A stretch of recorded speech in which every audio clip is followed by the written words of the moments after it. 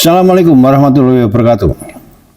Salam sejahtera buat teman-teman semua, dan semoga teman-teman selalu diberi kesehatan dan dimudahkan rezekinya oleh Allah Subhanahu wa Ta'ala. Roy Suryo dan kawan-kawan semakin terjepit. Katanya sebentar lagi P21 ya. Nah, karena banyak orang mengatakan sebentar lagi P21, Roy Suryo menjadi akal sehatnya menjadi tambah ngawur gitu. Dan sebetulnya dari awal Roy Suryo itu mempermasalahkan ijazahnya Pak Jokowi, menganggap ijazahnya Pak Jokowi itu palsu. Sebetulnya dia hanya memperlihatkan atau berdasarkan pada fotokopi ijazah. Fotokopi ijazahnya Pak Jokowi, dan selang berapa waktu kemudian muncul Dian Sandi mengunggah scanan scanan dari ijazahnya Pak Jokowi, diunggah di sosmed. Kemudian itu dasarnya berubah menjadi itu. Dan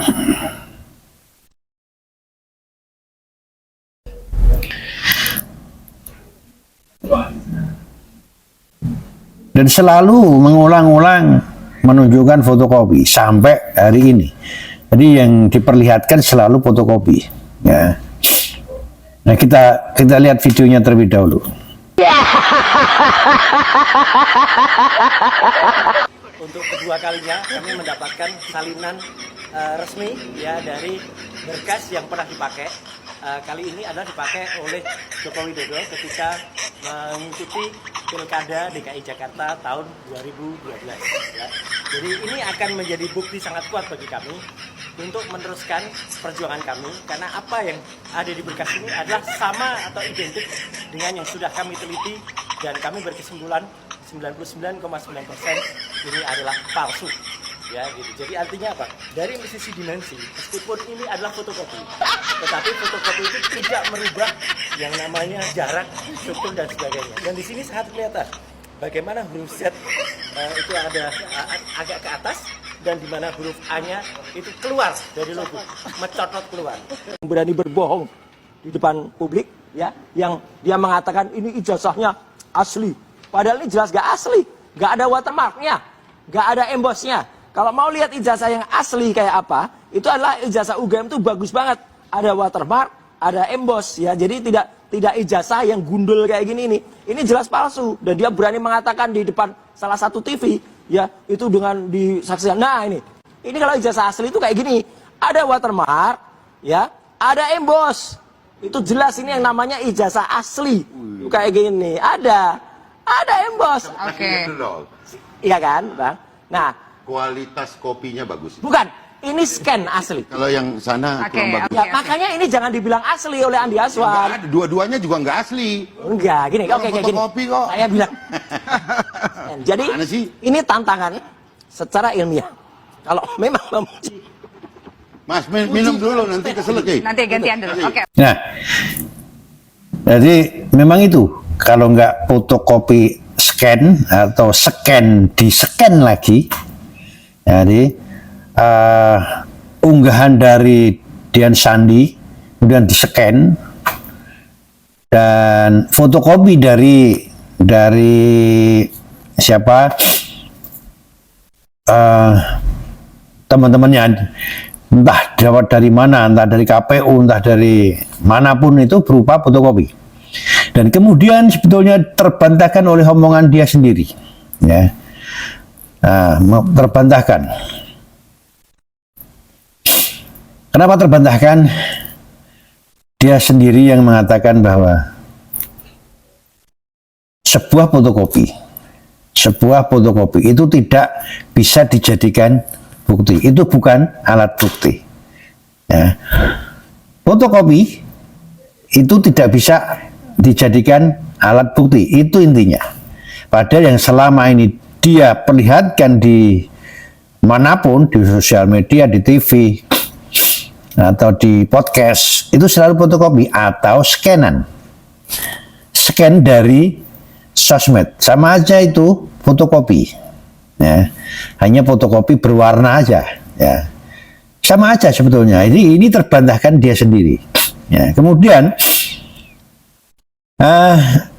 orang berpikir berbeda kan, ini kontraproduktif. Kita lihat videonya dulu.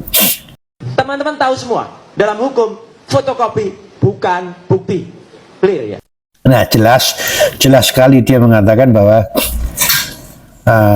fotokopi itu tidak bisa dijadikan alat bukti. Ya. Dia sendiri yang ngomong, padahal dia yang setiap kali dia memperlihatkan ijazah Pak Jokowi itu adalah fotokopi, dan dibantah oleh orang kubunya Pak Jokowi bahwa dia memperlihatkan ijazahnya Pak Jokowi yang dari Dian Sandi dan memperlihatkan scanan dari yang lain. Nah, dikejar bahwa itu semua nggak asli karena fotokopi dan scan. Nah, sama aja itu sebetulnya. Ya. Dan kemudian dia juga ada info terbaru sangat mengagetkan dan semakin terpojok Roy Suryo. Jadi ada sebuah tayangan, kalau teman-teman masih ingat Djamada Girsang, pengacaranya Rismond yang dulu sebetulnya ada di kubunya Roy Suryo, kemudian setelah Rismond Sianipar itu RJ, Djamada Girsang ini mengikuti Rismond Sianipar. Dia ada di kubunya Djamada. Djamada ini mengikuti Rismond Sianipar karena memang dia pengacaranya. Nah, dia mengatakan bahwa semua itu berawal dari dia yang mengusulkan ini sebagai peneliti. Kita lihat videonya. Ingat Mas Roy, ingat ya. Waktu kita masih bergabung dulu, siapa yang mencetuskan bahwa Mas Roy ini peneliti? Ingat narasi saya? Ya kan kita semuanya tahu. Dan Narasinya gimana Pak? Narasi Semua Pak dulu- Djamada waktu itu seperti apa? Narasi Bapak waktu itu seperti apa? Begini. Dulu kan fokus ke masalah. 310, 311, Ya. 32, 35. harus. Saya bilang begini, waktu kita menghadap DPD, ingat? Iya, pasti. Saya bilang, saya akan buka narasi sampai saya buku penelitian karangan dokter 2. Papal. Apa sih riset? Riset itu menemukan kembali. Riset bahasa Inggris, riset Indonesia. Iya, tapi nggak ada mungkin. giumnya loh. Nggak mungkin bisa salah. Ada giumnya loh. Sudah Kalau ada gium dikatakan 11.000 hari adalah triliun %. Apa? no penal, no justice kan. Dalam penelitian ada no problem, no reset. Because of problem, ada riset. Ya. Saya ajukan dulu ke mereka ini. Narasi saya masih ada. Itu. Dibaca nggak dibaca. Iya. Tak tahu sekarang mah aku peneliti semua.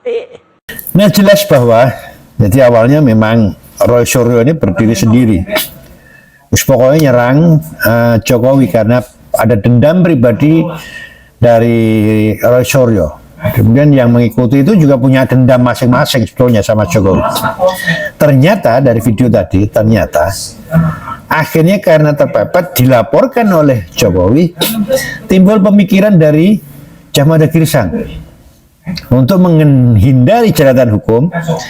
Direkayasa, dianggap, dinarasikan bahwa Roy Suryo dan kawan-kawan itu melakukan penelitian dan hasil penelitiannya adalah ijazah Pak Jokowi itu palsu, sehingga menerbitkan buku.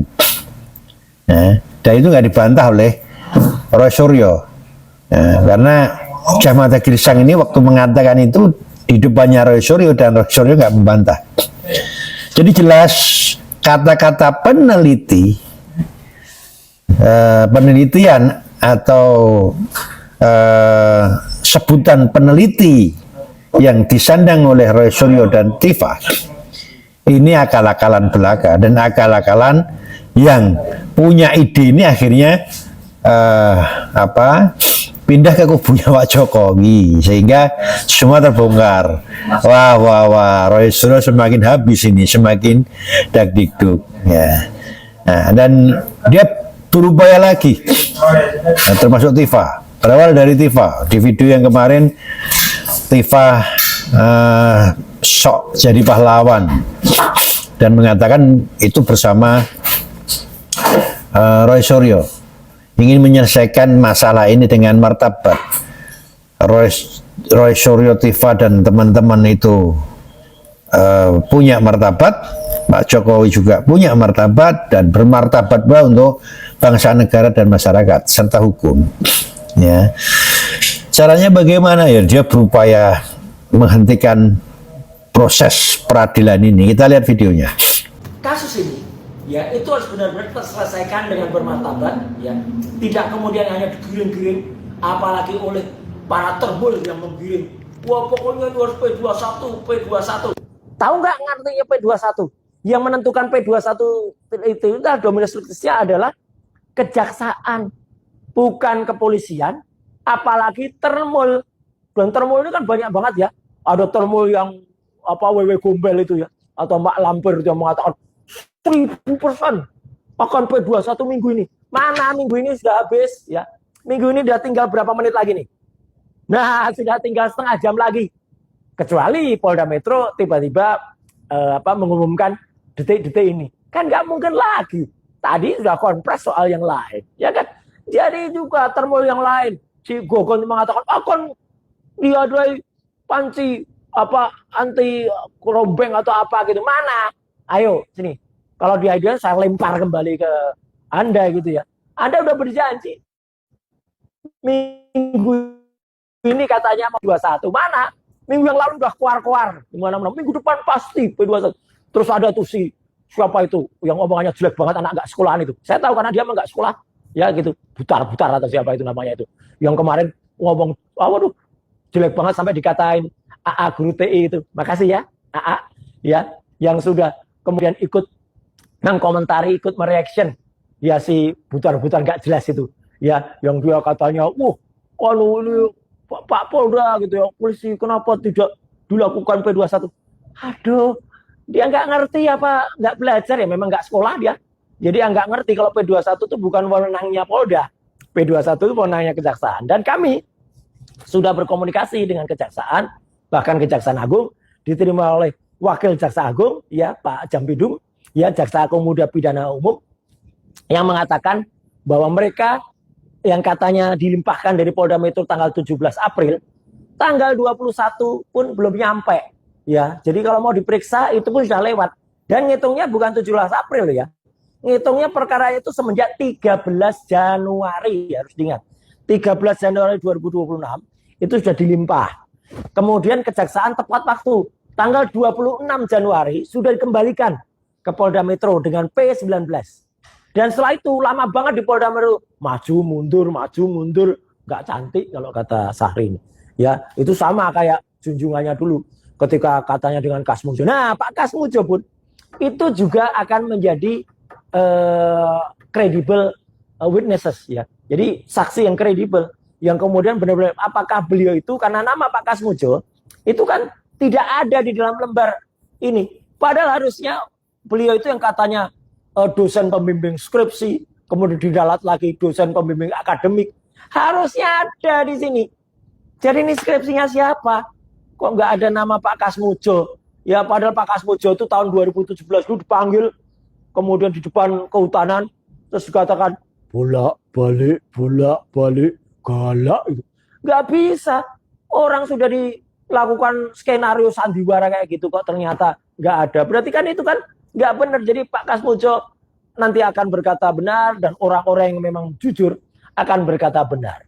Jadi sekali lagi kalau kita simak ya kembali lagi lagu himne Gajah Mada yang saya bersama-sama dengan teman-teman Kagama nyanyikan ya, dan bisa dilihat itu video resmi loh itu ya dari Universitas Gajah Mada ya pada tahun 2016 yang lalu yang saya putar, bakti kami mahasiswa Gajah Mada semua. Itu nggak saya teruskan karena sudah ada lagunya ya. Itu jelas betul bahwa untuk negaraku, untuk Indonesiaku ya kami berbakti. Dan kalau ada orang yang katanya ngaku-ngaku lulusan UGM tapi tidak pernah datang reuni resmi, tidak pernah ada di Kagama ya, dan bikin reuni-reunian, dan itu berarti palsu. Nah, jelas dia ingin menyelesaikan permasalahan ini dengan bermartabat, tetapi dia sendiri nggak punya martabat. dengan mengolok-olok orang lain, mengatakan orang lain sebagai malampir, kemudian zombie. Kalau mengatakan orang-orangnya Pak Jokowi atau orang-orang yang berada di pihak Pak Jokowi itu selalu dengan nada jelek. Padahal dia sendiri kalau dijelek-jelekan marah. Apakah itu yang namanya martabat? Ya. Silahkan teman-teman netizen menilai sendiri. Betulkah siapa Roy Suryo ini punya martabat? Ya. Nah, kita tunggu sebentar lagi ada P21. Ikuti terus Gus Wise, jangan sampai ketinggalan perkembangan dari proses peradilan permasalahan jasa Pak Jokowi. Wassalam.